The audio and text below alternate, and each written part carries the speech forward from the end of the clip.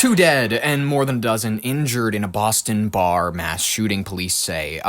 This is what a fun article way of voicing it. A night of music and socializing turned into a scene of chaos in downtown Austin early this morning. At approximately 1:30 a.m., gunfire erupted inside a crowded bar in the popular 6th Street Entertainment District, leaving 2 people dead and at least 14 others injured. God damn. Austin Police Department officials report that the shooter opened fire in a densely packed area, sending hundreds of bystanders diving for cover and sparking a frantic scramble for the exits.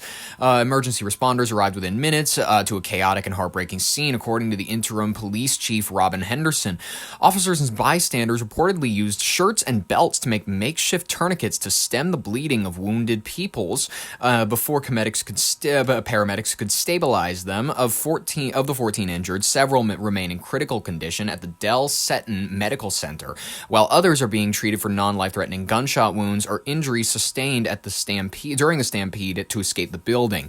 The Austin Police Department has launched a massive investigation currently centered on reviewing a high-definition surveillance footage from the bar and surrounding businesses. While a person of interest has been identified, no official arrests have been made, and a motive remains unclear. Police are urging anyone with a cell phone video or information regarding the lead-up to the shooting to come forward as they work to determine if it was a targeted attack or a dispute that escalated to a mass casualty event. Let's hear, this is not like this is supposed to be a fun show. We're supposed to make jokes. We're supposed to whatever. This is not a fun story. I mean, I know no one's trying to make it such. You know what I mean? This sucks. So let's. How am I supposed to continue this story? Let's hear Ken's 5, your San Antonio news source. Take it away before I just run this into the ground. Our top story, the FBI is investigating a possible terror attack in Austin. A gunman killed 2 people, and then police shot and killed the suspect. Later, officials searched his home, finding an Iranian flag and pictures of Iranian leaders. Oh. Online record. Well, okay. The moment I hear this, I go, this is a psyop, this is fake, this isn't real. But maybe, no, I'm not saying the shooting's not real. I'm saying the suspect's home is not real. I'm not about to Alex Jones this. Guys, do not. When I say this is not real, you can't take me out of context because you're like, oh, I want to... I don't think that this shooter was genuinely motivated by Iran or by Iranian. This feels CIA set up.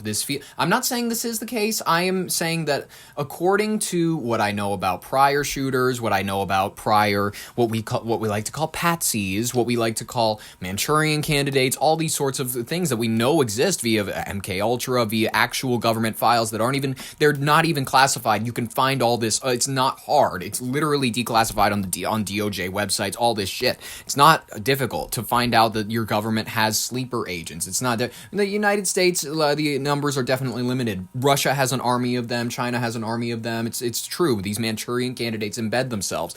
I don't know that this is an Iranian actual candidate. I believe this maybe to be, you know what, maybe we need to hear more details because this is deeply curious. I immediately, when I hear, I'm going to play it back for you so that you can put on your detective goggles, I don't know, whatever they're called, and you can listen to that statement. Given the war with Iran, they want Americans thinking, there's crazy Iranians all throughout your neighborhoods and whatnot. And admittedly, it could be this. Admittedly, this could be because there are terrorists that are embedded all throughout the United States. This is not a lie either.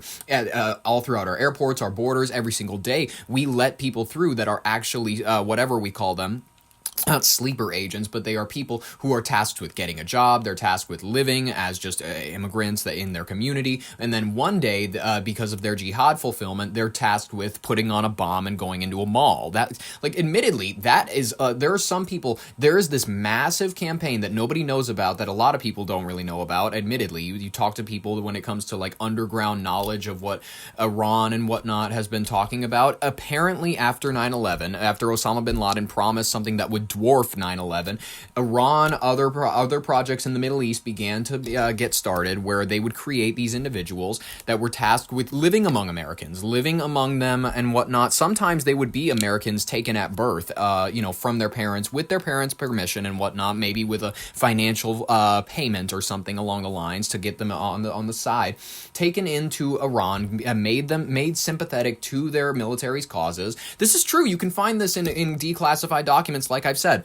And they were tasked with living in America until they are given some level of an activation or some level of like, we're gonna text you this code one day, and that's gonna be your code to go out in there and fulfill this. I don't know which case is the case here, but let's just pay attention. Let's do this. Our top story, the FBI is investigating a possible terror attack in Austin. A gunman killed 2 people, and then police shot and killed the suspect. Later, officials searched his home, finding an Iranian flag and pictures of Iranian leaders.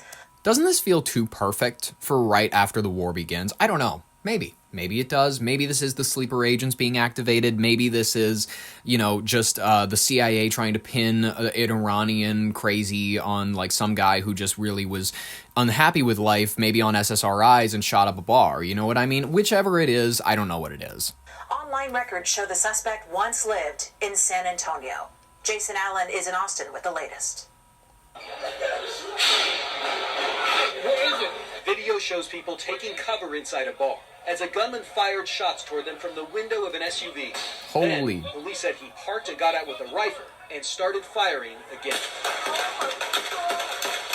Within less than a minute, 3 police officers patrolling the busy entertainment district shot and killed the gunman. Paramedics immediately started trying to save the lives of the 19 people shot. 2 of them died. God 3 damn. more were in critical condition. Sources identified the shooter to CBS News as Indiaga Diagne, a natural... Indiaga Diagne. And you can find his profile picture, mugshot in the description on the video titled, what is it? Everything we know about the mass shooting on 6th Street. There we go. condition. He's exactly what you'd The assume. shooter to CBS News as Indiaga Diagne, a naturalized U.S. citizen originally from Senegal. There were indicators. Senegal. I like it. It could be. It's like a fun area, right? Like I like that. I heard that they are deep into the spice trade and shit like that. That on the subject and in his vehicle that indicate potential nexus to terrorism. The gunman was wearing a sweatshirt What does a Senegalese man know or care really about the Iranian people or the Iranian leaders? What does he care? that said "property of Allah" and had a Quran in his vehicle. Investigators searching his home. He had a Quran in his vehicle. Guys, this is too perfect. This is too perfect. He's literally not, he's not from Iran. He's from Senegal, a country, by the way, if you're not big on geography, in West Africa. It is the length of the European continent away from the country of Iran. It is a fair distance. It's the entire Euro North African steppe, and the Saudi Arabian Peninsula. All that's bullshit. Iran is a decent ways away from Senegal. Where would this Senegalese gentleman have been radicalized to care really at all about the state of Iran? Or at least enough to the point about Islam, like care enough about Islam to think that, oh yeah, the state of Iran is being challenged, now it's time that I have to go shoot up a bar. Who is thinking that? Who does? In all honesty, guys, does this scream a legitimate, real thing that something as a person would do to you? Home north of I don't Austin think found so. an Iranian flag and pictures of Iranian leaders, according to officials close to the investigation. This is what keeps the intelligence community up Wow. at night. Not people directly associated with terrorist groups, but people who become inspired because of things that are happening in the world. Oh, sure. Right? Listen out. As investigators work to understand what led to the attack, cell phone video captures the moments Austin police shot and killed the suspect. We do want to warn you this video is graphic, but we will show Let's see you an it. edited version. Ah. Check it out. The suspect is on the left side of the screen. Police approach him from the right. Several shots are fired, and within seconds, The shooter is down. We're now hearing from the UT student who recorded this video. Nathan Como, a senior at UT Austin, was on 6th Street celebrating a friend's 21st birthday at Buford's, and he says the police was Happy birthday to you. Rather shoulder to shoulder with UT students. Damn. He says just minutes before the shooting began, he walked across the street to grab a slice of pizza and didn't realize a shooting was happening until the suspect's second round of gunfire. Damn. With the second round, he was walking towards me. He was walking back towards Buford's. So I'm really grateful the police got there in time. God damn, that's freaky. That's terrifying. Breaking news out of Texas this morning. We are now learning law enforcement officials are investigating an overnight shooting as a possible act of terror. The shooting outside a bar in Austin's busy East 6th Street area left 3 people dead, 14 others injured. And like I've said, when I question the legitimacy of anything, I'm not questioning whether or not people have died. I'm not unless I call out whether, like when it comes to Epstein, I'm not even sure that he's dead anymore. I think that he's alive and well in Tel Aviv. You can question me all you want on that. I have the evidence. I have the files to prove it. I can prove it to you. Anyways, when it comes to me questioning the legitimacy of this shooting, I'm not questioning whether or not these people died. Obviously, people fucking died. What I'm questioning about this, and you have to put me in context if you want to gripe with me about anything that I say, and what, you know what I mean? If you want to go in the comments and go, oh, you're wrong about this, Iran is not going to fall, Sharia law is not going to fall. By the way, I called that. It's one of my most, it's my most popular video by far, is my video called Iran is collapsing and so will Sharia law. And I got so many comments on it that were like, bullshit, fuck you. You have to give me context before anything else. I am questioning the legitimacy of this shooter's relation to Iran. That's all I'm questioning. I'm not questioning whether or not people died. I think people died. Jesus. 3 of them in critical condition. Can't this Alex morning. Jones me. Investigators holding a news conference just moments ago. There were indicators that on the subject and in his vehicle that indicate potential nexus to terrorism. It's still too early Potential. to make a determination on that. That's why we're investigating it very closely with our partners with Austin Police Department. Blah, blah, blah, blah.